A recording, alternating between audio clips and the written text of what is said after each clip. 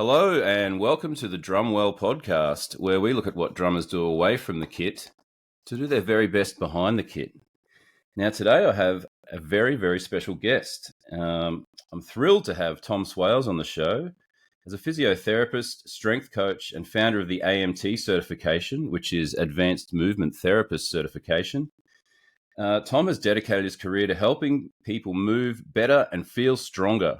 His journey, shaped by a life-threatening health challenge, has instilled resilience and passion in his work. Today, Tom and I are going to dive into some great topics about resilience, recovery, overcoming pain, and really sharing his experience on a few of the points that I often talk about on this podcast. So let's give a big warm welcome to Mr. Tom Swales. For having me, Todd.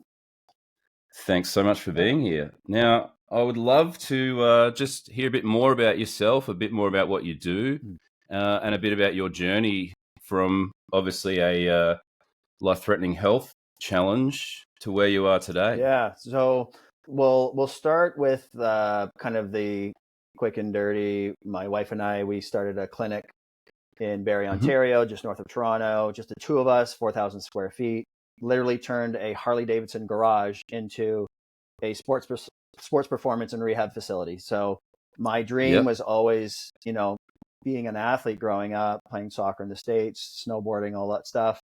I knew, and then going to the rehab side of things, and then having this love and interest in movement and just strength and conditioning, I knew there was a way to blend the two, and working for, some amazing clinicians who are amazing manual therapists, and then working for companies who were more on the business side of things, and they had gyms. I'm like, I said, I know there's a way to do this so much better, to kind of bridge that gap between rehab and performance.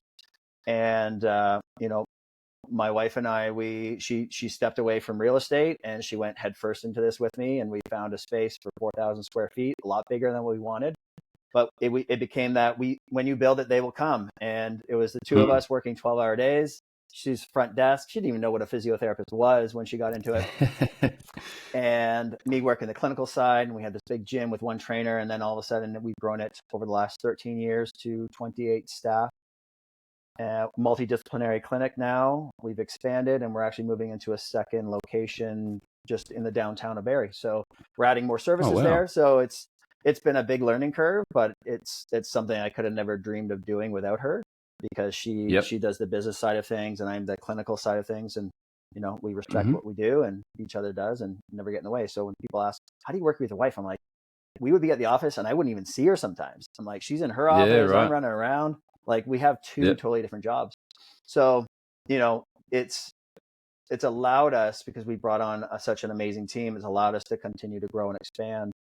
And then the side of things, one of the growing pains of being a business owner was the expectation we had in our town, the reputation that we had the bar was set so high, and people would come to us and be like, this is the last place. Like, we were their last hope, and they've been everywhere else and they're not getting better. And we would hire new staff and then, shadow and watch what I do. And then they couldn't replicate it. And then, patients wouldn't stick around. We're like, how do we systematize this? So out of my own frustration, both growing as a clinician and learning all kinds of different tools and techniques, I'm like, there's really no way that we have that organize what we do. It's so messy. Like, you get dry needling and everybody gets dry needling. Manipulation, everyone gets like whatever the flavor of the month is, that's what you end up doing. You do a course, right? And I've done 100 of them. And then I figured out, I'm like, well, we can systematize this. And if we can package kind of what we were doing at the clinic, and then we can replicate it. And that's where the AMT came out. So it became almost this internal training system to kind of scratch my own itch, to organize what's up here, put it down on paper. And then now it's literally this, you want to go open a clinic, or you're starting your practice? Here's how to organize everything you did in physio school to make it effective, plus learn how to like package in and learn more things on top of it without forgetting all the other stuff, because it's based on principles. And then, so that kind of blends, the two businesses side of things. On a more personal note, everybody asks, well, why did you get into physiotherapy school? And the classic answer is, I had a great experience and I want to help people like they helped me. Mine was actually selfish. Growing up playing soccer, I would get hurt. I'm like, I want to figure out how to heal myself so I can play my sports more. So I had this Yeah, natural yeah. interest in physiology and the human body. And then, and it kind of grew from there. It's just, I wasn't an A student. I was a B, C student, depending on the topic. But because I had this natural ability to watch somebody move, imitate it, especially with athletes, and then start to understand how to recreate that and then teach it. So that's where this innate interest in physiotherapy, athletic training I did down in the U.S. And then strength and conditioning. So I kind of blended them all together, and by actually doing, it gave me a better understanding for teaching. Right. I think that's quite common. Where I've actually got a really good friend. He's my myotherapist. I've mentioned him on this podcast a few times. We haven't quite had a chance to have a chat yet, but he's a drummer. He was like a concreter and a bodybuilder, and he did a whole bunch of, like, his back was shot, Yeah. and so that's really was the catalyst for him to get into myotherapy to heal himself. Yeah. And he's bodybuilding again, he's drumming again, he moves better than he ever did, Yeah. even with all the damage. But purely through, like, his studies, he's found a way to heal. And my own personal journey, I actually had a degenerated L5S1 disc. Yeah. And I'm thinking, oh, they're going to want to operate and do surgery. And I was doing all sorts of exercises that I thought were helping. But I actually spoke to a neurosurgeon who I thought he was going to want to do like cortisone injections or operate. But the first thing he suggested after looking at my MRIs and stuff was that he'd created this functional movement training course. And that's what he recommended to a lot of people. Yep. And I've found, obviously it took about a year before, because I was getting back spasms and stuff. Yep. The good thing with mine was that I'd go to bed and the inflammation would calm down, and the next day I was all right again. Yep. But it was usually through the course of a day. Yeah, so it was mechanical. I'd end up with, So you're getting this mechanical problem that you wake up in the morning, it's fine. And then as you use it, it becomes a little bit more inflamed, more spasm, more compression. And then, by the end of the day, it's wrecked. But the next day, but that's also a great indication that it's a mechanical problem, not an inflammatory problem too. And you can change it. Yeah, I was actually quite amazed. Like, I stuck to the program. Yep. I still stick to the program to this day. Actually, just before I jumped on this, I've been out in my little gym, and a lot of the main movements were, hip hinging and squatting. So deadlifts and squats. I do that every day. But you see how that is considered strength and conditioning and performance, and it's shied away from in rehabilitation. Most rehabilitation circles, physiotherapy school, the biggest weight that you'll lift or practice the lift is 5 pounds, and then you use a bunch of bands, and I'm like, this is it? Like, people got to pick stuff up. Yeah, right? yeah. Like, you take and this is where I think we blend it quite well, is when you look at rehabilitation from a strength and conditioning perspective, sports performance, and you use those functional loads and those principles to create adaptation in the nervous system, in the tissues, in the body, well, that gets people better. And then when you look at a high level athlete who's already doing all these big things, and you look at it from a rehab lens, you're like, oh, you had this old concussion and your visual system isn't tracking to the left. So we got to do some rolling patterns. We got to do some concussion-based exercise, and all of a sudden things start firing up better for them, right? So you use these rehab exercises for high performance, but then you use high performance exercises for rehab. But it's the same thing. It's the same body, and it runs on the same physics, and it's just on a different spectrum. But we get in this habit of, hey, let's compartmentalize.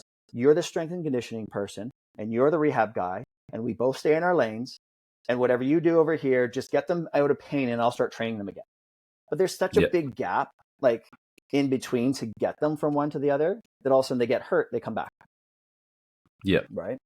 I think that's actually a really good segue into a talking point I have, really about sort of treating the cause, not the symptoms. I think a lot of that's really come to light, especially in the last couple of years, in my personal experience. Purely my experience is really based around this back thing.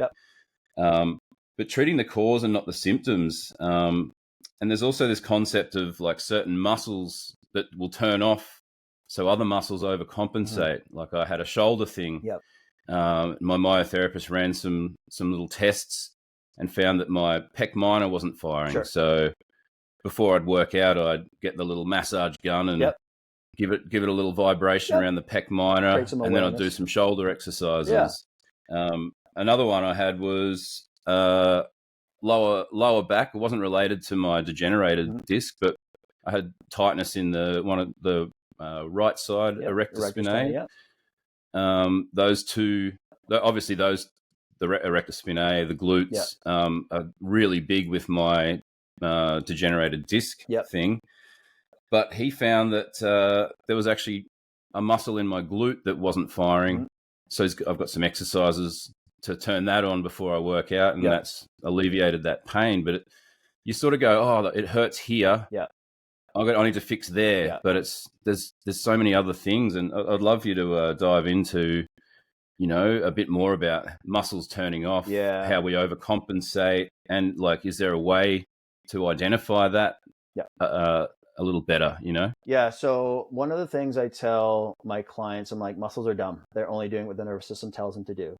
And they're often being told to compensate, protect, or guard, right? So it's like doing one of these three things. And if you release a tight muscle, do you know why that muscle was turned on in the first place? Maybe it's compensating for something. Maybe it's protecting something, right? Maybe it's stabilizing something. So if you go after that tight muscle because that's what you feel, well, you just might have taken away some protection. But if you don't turn on the muscles around it that it may have been compensating for, well, you just exposed maybe a nerve, a joint, or some kind of fragile tissue. And the longer I've been doing this, the more I realize I'm like, the pain is the signal and the symptom, and rarely the actual cause. I mean, if you get slide tackled playing a sport and you're like, okay, you sprained your ankle because someone came and took your legs out. Well, there's a specific mechanism of injury, but very often people are just like, I got this little ache and pain. Well, where did it come from? I don't know. It came out of nowhere. Okay. It's not that you didn't know. It's just you weren't aware of it. And then you kept doing the thing until the signal was high enough for you to pay attention. So now we have to find out, well, why is that pain signal there in the first place? And quite often, like low backs, because it's our center of gravity, we have to transmit forces across the lumbar spine. The low back, especially that L4-5, L5-S1, that takes a majority of our body weight, right? And then we can compress and grind through it. But if we have hips that don't rotate, we have a thoracic spine that doesn't rotate, we have a thoracic spine that doesn't extend, we don't have hips that extend, well, guess where all those forces are going into? Right into your lower back. Guess what's not designed to rotate? The lower back, because of the joints. The joints only move 1 to 3 degrees maximum. So, and you've got the thoracic spine where each segment moves anywhere from 4 to 8 degrees. So, if you're sitting all day and you can't extend through the thorax, extension goes into your lower back. And that's just physics. Energy moves to the area of least resistance. If you can't move above and below, well, those forces have to go someplace. And oftentimes it's in the low back because that's what we can kind of move into. Same thing same thing with shoulders. Shoulders are the most mobile joint in our body. If you have a neck that doesn't rotate, scapulas that don't set, breathing is off, posture is off, the shoulders get abused because guess what? Energy goes to the area of least resistance. So whatever we can move into, we'll just move more into it because we'll always sacrifice quality for quantity. That's just survival. We need to compensate. We need to create those compensations in order to run away from the tiger that might be around the corner. But if the compensations are left there long enough, all of a sudden they will wear down. And all of a sudden we got these little, degenerative issues or micro tears that just occur over time. So to answer your question, to try and find out, just having a fundamental movement baseline. Can you touch your toes? Yes or no? Is there any pinch, pain, or pull? Can you stand 3 feet from the wall? Can you lean back and touch it? Yes or no? Right? Is there any pinchiness in the back? Is there any pull in the front? This is something I just teach all of my athletes so that they can start to catch. Can you stand on one leg for 10 seconds without falling over with your eyes closed? Yes or no? Because if you can't, squatting and running probably isn't going well for you because your nervous system is imbalanced and you've got this asymmetry, and the body does really poorly when there's asymmetry because it creates torques, right? And then those little torques or those abnormal movements, compensatory movements or accessory movements, they will wear down tissues faster over time. But once we can start to distribute forces across the body more effectively by creating a little bit more balance and control and symmetry, those forces are distributed more evenly into the body as opposed to one single joint or tissue. Yep. Fantastic. I think there's a couple of things you touched on there relating back to drumming. Obviously, trunk rotation is a big thing. And particularly, I play like extreme heavy metal for the most part, but a lot of drummers, you're using all your limbs.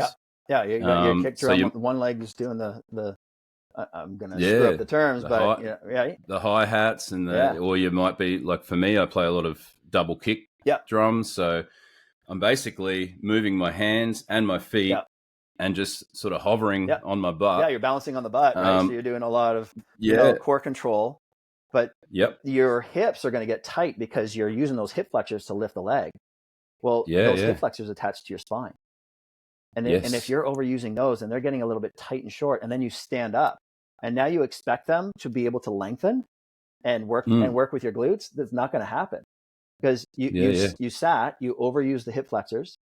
The hip flexors will turn off the glutes just because they're opposite muscles, right? It's called reciprocal inhibition. And then you stand up and then you expect your glutes to start turning on with walking, and you expect your hip flexors to turn off to relax while you extend. Sometimes that doesn't happen. And all of a sudden we go into our lower back.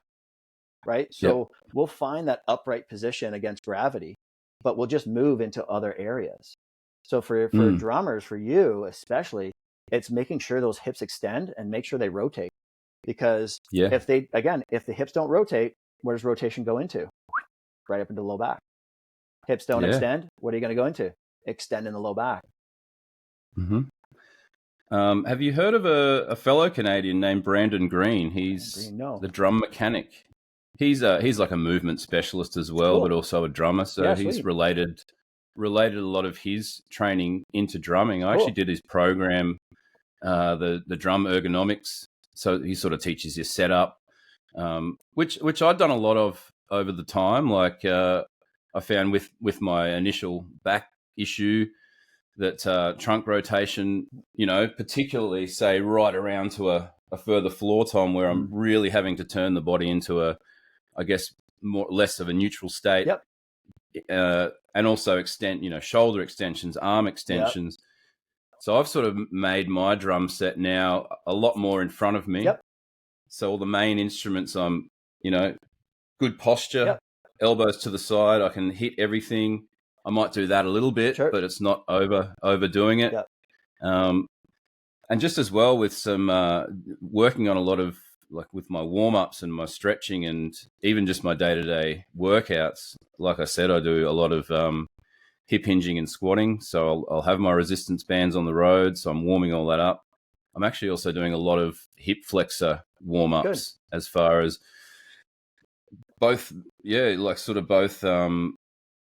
dynamic and isometric stretching. I'm not sure. He sort of talks a lot about the difference between those. And sort of, I think he's sort of talking more about like, is it isometric stretching where you're sort of, instead of like stretching it out, you're putting force against it. You find your resistance, you back it off a little bit, just say I'm stretching my arm, and then you put some force into it. So you can use, there's two components to that. So if I'm stretching my wrist, right? So that's a passive stretch. If I'm looking for what's called autogenic inhibition, I'm going to extend the wrist into my hand, right? So I'm contracting the wrist extensors that I'm stretching for a couple seconds, and then I relax. And then it's kind of like desensitizing the muscle spindles, and then you can get further into stretch. The other side of it is I'm going to flex the wrist, but then I'm going to contract the flexors for 5 seconds. And then I get further. That what I'm doing is I'm creating that reciprocal inhibition. So what I was talking about with the hip flexors, when you flex your hip, the glutes have to turn off in order for hip flexion to occur. But because if the glutes don't turn off, no movement's happening. That's called an isometric. You're kind of static. So that's the principle behind that. And you can kind of override the little stretch receptors in the muscles and the tendons to get further range. Now, here's the thing, is you have to develop strength into that new range, or else it will never hold. Because if we stretch something and we don't strengthen it now with some form of resistance, We've just now created a range of potentially instability, because if you get pulled into that range, from an external force and you can't pull out, well, now we've exposed the joints and the tissues to damage. So this is why it's so important that when we're doing stretching, we have to be strong into that new range, or else the nervous system won't let you go there. Or if it does get pulled there, it doesn't know how to manage it. Right. Very interesting. I've found quite a bit of that, because I'd never really sort of heard the concept of, obviously, like doing that, you don't sort of feel like when you do a nice stretch, like, say stretch your quads out or something, it feels good. Yeah. You're obviously getting blood into the muscles. It's doing something. Yeah, it's resetting, it's lengthening. It's it's overcompensating. Yeah. So I found that to be quite interesting, and also quite helpful, where I'll use those sort of stretches to warm myself up a lot more, and the body likes it. Yeah. But even taking your strength training through full range of motion under control, that's a stretch, right? Like you're still stretching, but the nice thing with that is you're stretching and strengthening. And as long as the load is managed to those end ranges and it's safe and you can pull out of it, then it's appropriate. It's the times where people are loading up too much weight. They can manage it to a point, and then they go blow past their point of control. Now they get into trouble, because it's not just the muscles you're stretching. You're also compressing the joints and the connective tissue. And that's typically what fails first, because muscles adapt pretty quickly, 6 to 8 weeks, right? You start a new program, you start to see, some changes. Well, the muscles adapt and the nervous system adapts pretty quick. But then it takes about 6 to 9 months for those tendons and joints and ligaments to catch up, because the blood supply. Right. So when people plateau on a weight, I'm like, you just have to be patient, because you got strong. The nervous system is saying, okay, we're going to stop here, because if I let you put more weight on, we might blow something up. So you stay there for 6 months, and all of a sudden the weight goes up. Well, what just happened? The nervous system said, hey, I'm going to take the brakes off this, because the tendons and the joints are ready for the new resistance. So let's level this up. So this is where people get a little impatient, and they hit these plateaus, and they're trying to confuse the body, and they're trying to change it up. Well, that's good. But plateaus are also protective, because your nervous system will never let your structure be compromised unless you try to outsmart it. And then you're going to compromise it yourself. Yeah. And I think that's definitely the patience piece is important, because I guess that's where people will cause injuries. Yeah. I certainly have practiced a lot of patience. I think it took about a year of doing my functional movements every day before I really started to see results. Right. I think initially the movements themselves alleviated some of the pain, and it didn't take too long before the actual back spasms sort of got less and less. Yep. But it was really just after doing it and sort of reflecting, going, well, I'm actually feeling pretty good now. Yep. My back feels good. But also being consistent and doing those moves every day. That was something they said. Yeah. You got to do this every day. So something I did before I just came back from a 7-week tour.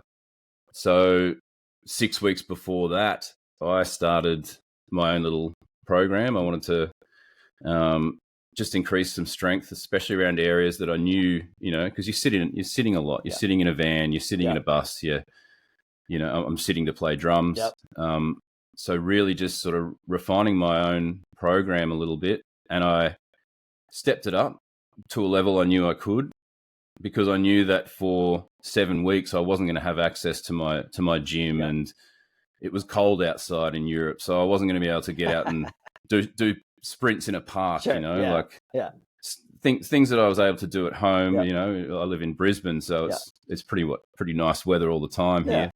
So things I could do at home that I couldn't necessarily do on the road, but then adapt on the road with a lot of those moves that I'd learnt over time, and also incorporating that with actual drumming. So I'll do the moves, I'll warm the body up, and then I'll sit down and do some stick work and some footwork, and then I'll make sure that those hip flexors are, firing well, and the glutes are good. And sometimes I'll tighten my glutes whilst playing, so I'm got the glutes tightened, even though the hip flexors are in I guess tension mode when I'm doing that fast double bass pattern.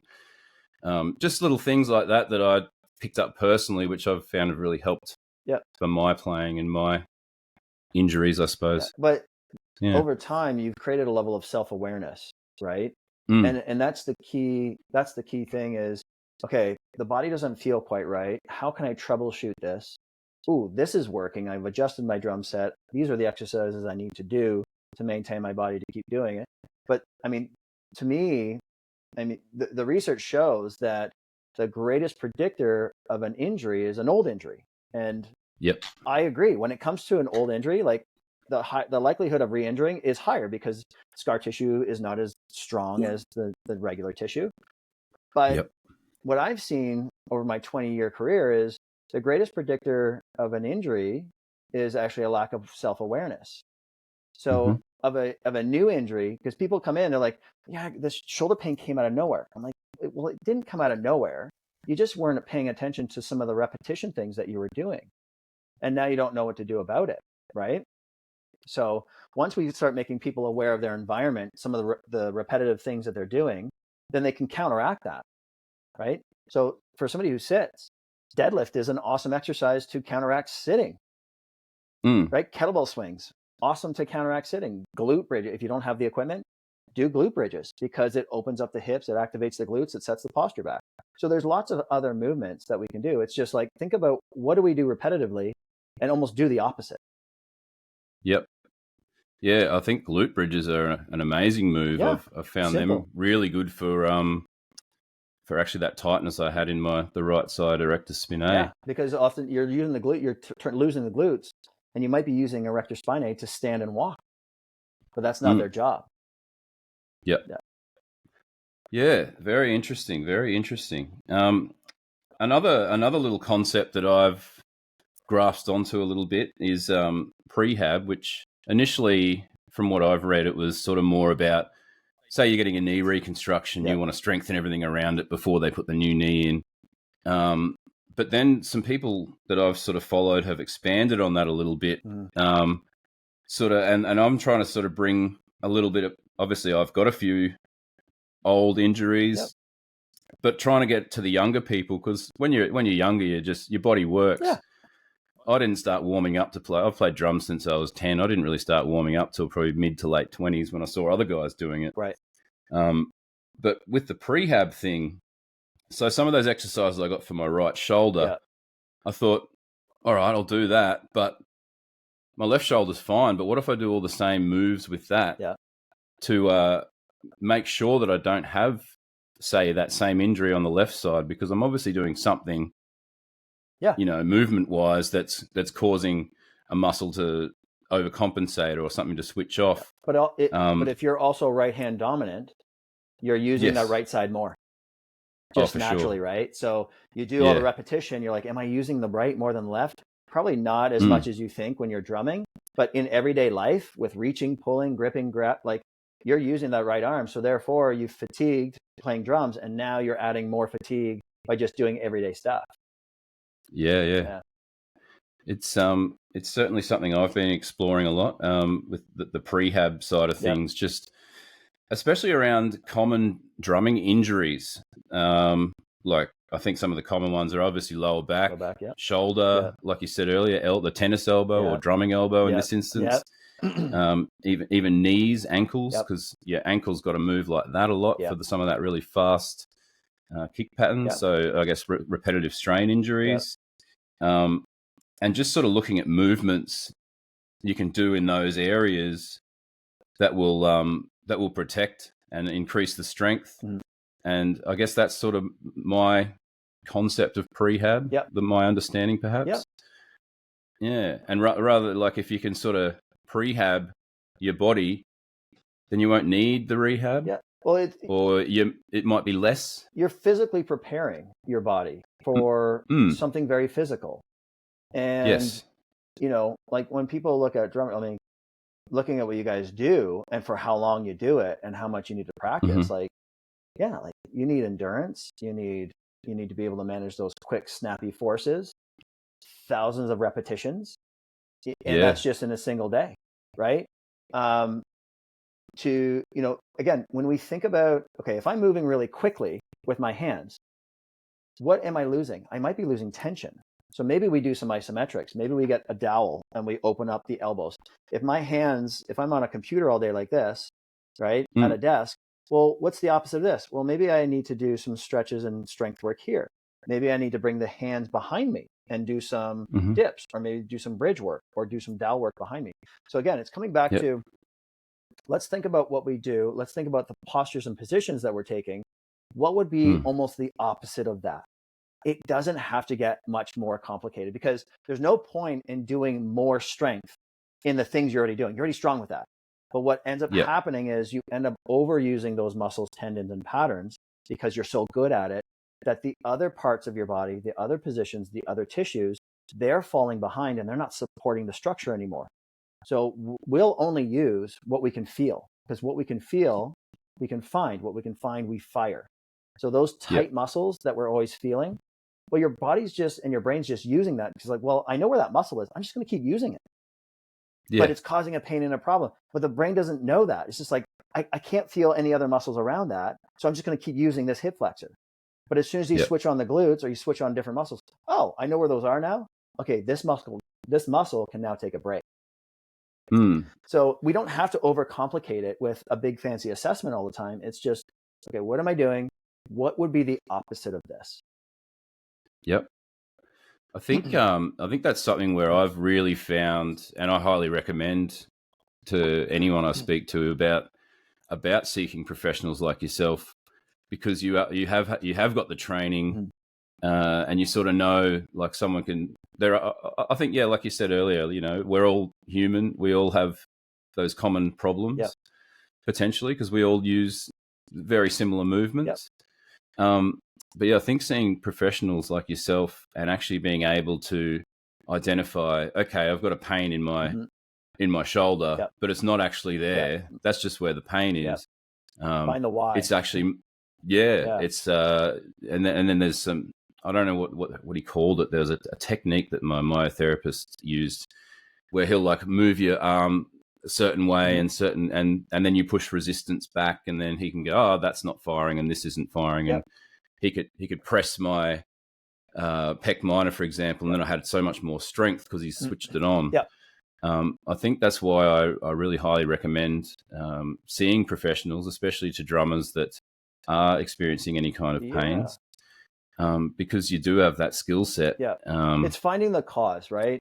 And even aside from muscles, in the system that we use, we take a top-down, center-out approach. Okay, so someone comes in with shoulder pain.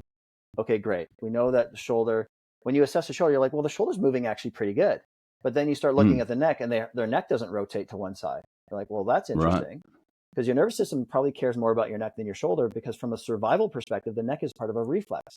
You hear a noise, you have to quickly look.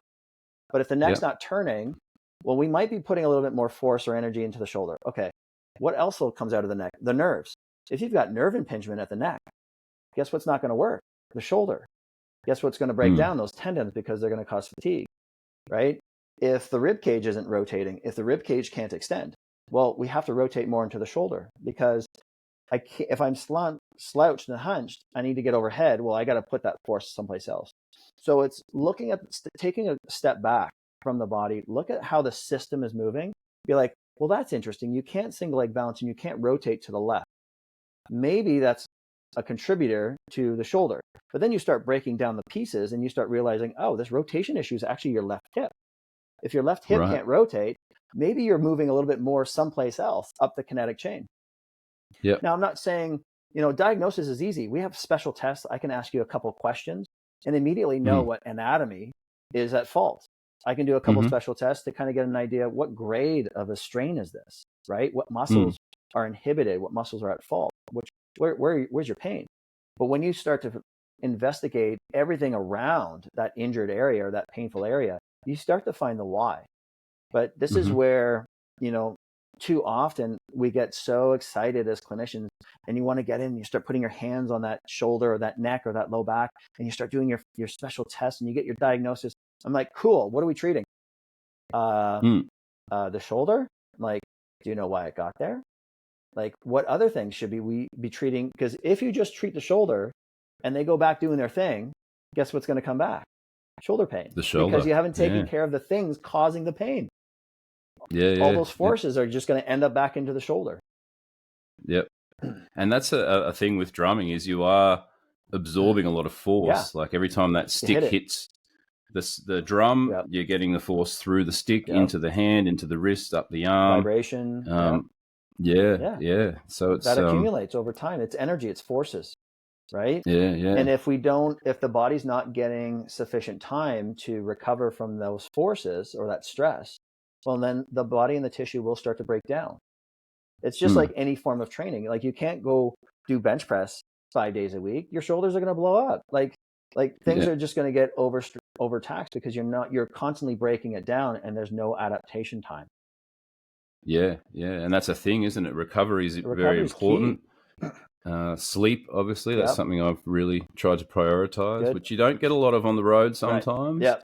But really, really prioritizing sleep, especially when I'm at home. Another thing, nutrition, and something I actually learnt through that functional movement course I did was about, for example, I changed what I have for breakfast. I was having avocado on toast or, oats or something. And they sort of recommended, well, first thing in the morning, you're replenishing your body. Toast has sugar in it. Oats can have sugar. Like, it just causes a sugar spike, right? The body's response is the same. The body doesn't know the difference between almost a candy bar and white bread, because they both cause the same insulin spike. And which contributes to inflammation. In my case, it was contributing to the inflammation in my back, which by the end of the day would go into spasm. So I've obviously switched what I'll eat, like more mushrooms and vegetables and eggs and stuff for breakfast. Where I'm protein and vegetables. I'm not getting I'm not getting that sugar spike, which reduces the initial inflammation. And lots of water, that sort of thing. Hydration, I think, is very important, because I guess we're 80% water or something. 70 to 80% water. But a lot of the water, unfortunately, when it comes through the pipes, it's kind of demineralized. It's not structured. It's hard to actually absorb it into the cells. So adding a little bit of salt to the water, because we're made of salt water, right? We need the electrolytes. If we're just consuming kind of plain water, we're actually almost diluting and causing more dehydration. So a lot of water that we can get is actually from fruit, which is great, your vegetables. But anytime you can add a little bit more to the water with regards to minerals or electrolytes, it's better. Then you have to drink, and then you have to drink less. I think that's something else I learned through a naturopath. I go to all the specialists. Perfect. There you go. Your team. It's amazing. Something I learned through a naturopath, and I do every morning, is boiling water with a piece of lemon and a little bit of pink Himalayan salt. So a mug of that. And then apparently, I'm no specialist, but apparently that opens up your body a lot more to absorb the water you're putting in. We tend to filter our water, so it alkalizes the system, right? So you're starting your day because you got a cortisol spike. That's what wakes us up, right? We're supposed to have high cortisol in the morning. So we want to support the adrenals, and the best way to do that is with electrolytes or salt, right? To get that, so that we can kind of ride that cortisol wave. And when we do that, and then the lemon also is supposed to help with liver detoxification, alkalizing, the body, what have you. But also by alkalizing the stomach early in the morning, you don't get that acid spike where some people are like, oh, I'm so hungry. But if you want to delay that first meal, which I don't eat first thing in the morning, I just don't like it. Having a little bit of that alkalinity in the guts can help reduce some of the stomach acid that's not needed at that time for digestion, because that can cause some of the hunger pains that people get in the morning, and like, I need to eat now. So there's lots of little things that we can do and change habits and just change the signaling in the body. That's something I've definitely done. Like my morning routine, I'm up at 6 a.m. I put the kettle on. I get my piece of dowel, actually, as you were mentioning before, and I do my hip hinges, where you touch the dowel to the back of your head, right between your shoulders and your tailbone. So I'll do my hip hinges. Good. I also do ones called Passovers where you're, overhead. shrugging. Yep. Bring it behind the back. Turning. Shoulder. In gymnastics, they call it shoulder dislocates. Right. Yeah. And then I can't sort of get right over with the, that's okay. With the stick unless I'm really apart. Yeah. But, that's okay. But I do that first thing in the morning. Then I have my lemon water. Perfect. And I go, and I've actually gone into this little Tabata workout. Yep. So I like to do some movement first thing, but nothing too crazy. Yep. This little Tabata workout, it's 4 minutes, 4 or 8 exercises. Yep. So it's sort of, there'll be some squats, there'll be some forward lunges, back lunges, side lunges. There'll be some, you're on all fours, extending your rear leg lift sort of thing. Yeah, like some bird dogs. Yep. And then some hip thrusters. Yep. So just a few things that sort of get my body moving. Good. And then I'll go about my morning. Usually I'll do a workout around sort of 8 or 9 a.m. And then after that, that's when I'll have a little bit of protein and then some breakfast. And then I'm off to work. So perfect. It's just like you were saying that I don't have the initial hunger pain in the morning like maybe I used to. Yeah. I do have a little bit of a fast most days where I'll sort of not have my first meal till about 9:30, 10 in the morning. And I'll have my last meal anywhere from 3 or 4 in the afternoon through to say 6 or 7 at night, depending on the day. Just so I don't want to fast like that every day. It's got to be a push pull, right? I mean, some days are going to be when people get too dogmatic of I got to do my 16/8 fast every single day. I'm like, when I was doing fasting religiously, I'm like, yeah, this works. But then you'd have days where you're like, I cannot keep up to this pace. I need to eat something. But that's the body saying, yeah, eat something. Like we've been pushing this a little too long. And the body likes it likes that push pull. It likes days of, okay, we're not going to eat much today, but tomorrow we can feast, right? Because that's kind of how we work. When it's something's too regular or too predictable in the body gets really efficient at that, which is why when people do the same workout with the same weights over the course of time, they're like, I'm not getting stronger. I'm not seeing any benefits. I'm putting on weight the wrong way. I'm like, because you're not stressing the body anymore. Like the body's adapted. It's an adaptation machine. That's what it's designed to do. So now you're doing the same work, but the body doesn't need to spend the same amount of energy because it's so efficient at it. But that's the same thing when people do fasting for too long, they get the benefits early on and they're like, well, maybe more is better. And then they start to actually decline. They actually start to get worse. Their metabolic health starts to go down. I'm like, you're doing it too much. I need to eat stuff now, right? It's the same thing with any of these diets. I've had friends who they did carnivore, they got great success, their metabolic markers went down, they lost the weight, they put on muscle, and then they keep doing it. I'm like, but now they're losing too much weight. I'm like, I'm losing muscle. I'm like, because you're not eating enough calories. And it's really hard to do that on that type of diet. I'm like, you need to add in other things to get your calories up if you want to do the resistance training. So the body likes variation. From a schedule perspective, the one thing that our bodies really love for consistency is sleep. Go to bed at the same time, wake up at the same time, because then our hormones run on a cycle through the day. That's where it thrives. But sometimes when it comes to food, exercise, how the types of food that we're eating, the types of exercise, the types of movement, it needs variety. Yeah. I think that's it. That's just the saying, isn't it? Yeah. Variety is the spice of life. And I think like I've obviously found that over my own sort of self-awareness. Just being aware of my body and what it needs, and if I'm hungry, I'll eat. If I'm thirsty, I'll have some water. But also, not doing the same thing every day. So I'll work out 6 days a week. I have Saturdays off. But that varies, and there's a warm up every day, which I'll mix up. I might do some. There's always the hip hinges and squats are always in my workout. Staples. 1,000%. The first thing I do in the morning is get my dowel and hip hinge and squat. But like just sort of some days I'll do a lot more core and balancing. So I may not be putting as much, I may not be burning as many calories, so to speak, but I'm working on those muscles that I need to play the drums. You're working on the small muscles at that point, right? Like your big lifts, your squats, your lunges, your push-ups, your pull-ups, those are the big muscles. Yeah, those, working those a couple times a week is great, but you can't do it every day because they need time to recover. And then if we don't have some kind of routine where we're working on the little accessory muscles or the balance muscles or the control muscles, well, the nice thing is that's why we can work out 6-7 days a week, because if we have that kind of balance in our program where we're like, okay, big muscle days here, little muscle days here, cardio's on this day, well, now you're hitting all your bases. And by the time you get back to the big muscle day, everything's recovered. So you can hit them again. So that's what's nice is we can do something every day. It's just be mindful and methodical on how are we designing our training throughout the week or throughout the month.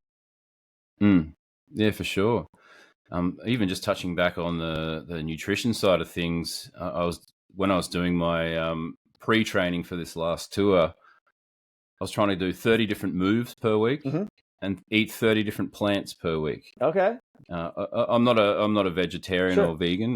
No issue with people who go that route, but I have certainly reduced I don't eat a lot of red meat anymore. It makes me tired to digest it. So that's another self-awareness piece. Right. But just trying to get those 30 plants, which can be anything from, your standard, I guess, your greens, fruits, fungus, nuts, seeds, grains. So really trying to get that in. I actually sort of just started I started recording what I was eating and what movements I was doing, and found that I was eating way more than 30 plants in a week. Oh, good. Which I didn't realize at the time, but still added a few little things in that I know do different things, and just experimenting with my own body as I've done.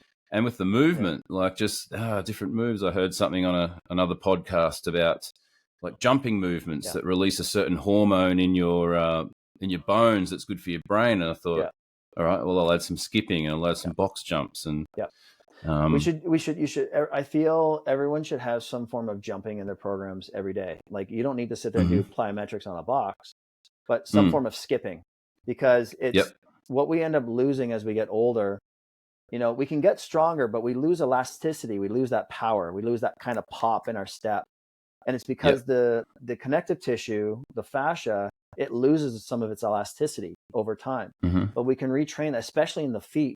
But if we do a little bit of hopping and skipping every single workout, because it's very low intensity, but it's like it's quick, so there's no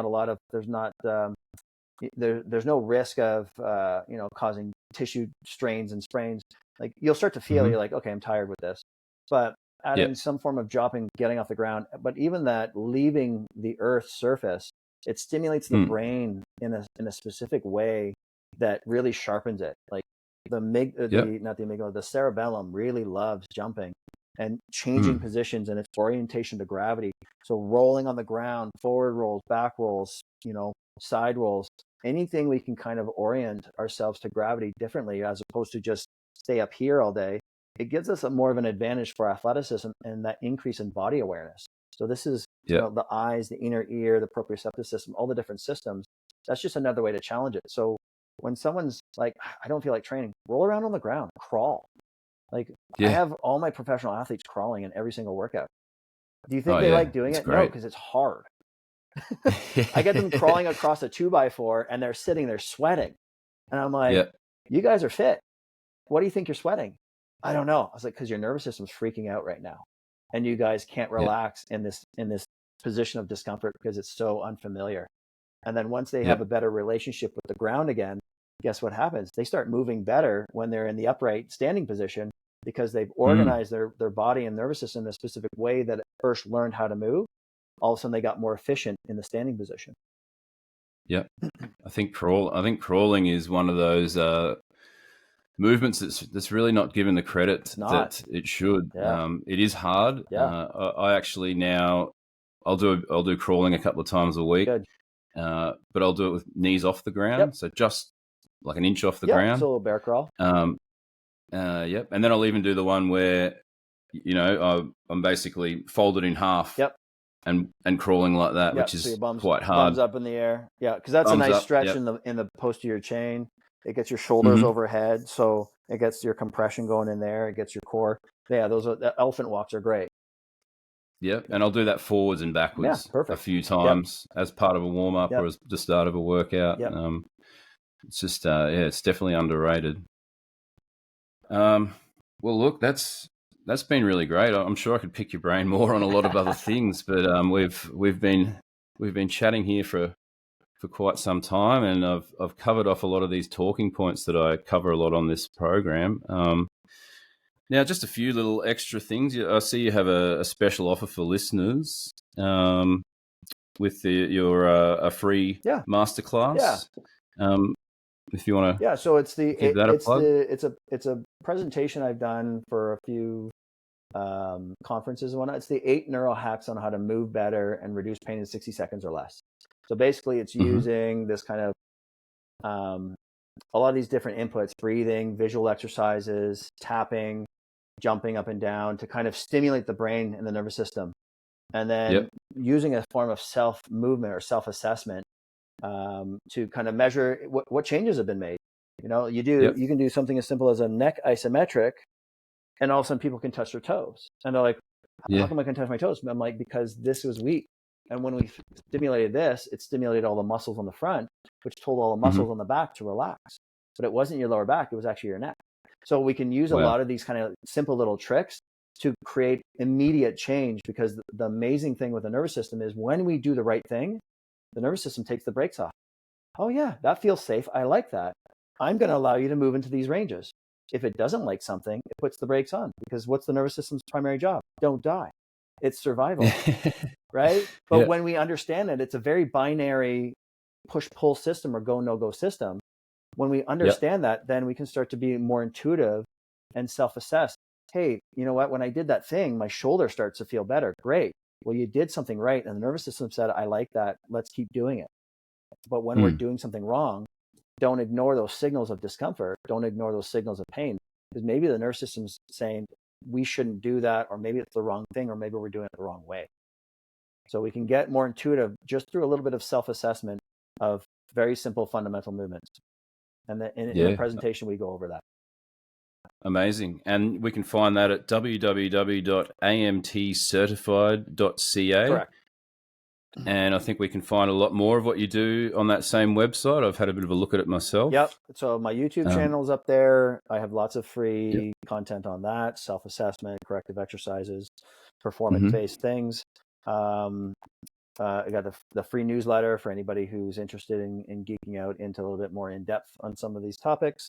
And then for the clinicians and coaches who are interested in kind of diving deeper in biology and how to utilize physiology and movement and what we do as clinicians from an assessment, orthopedic, manual therapy perspective, I have the AMT certification for those individuals as well.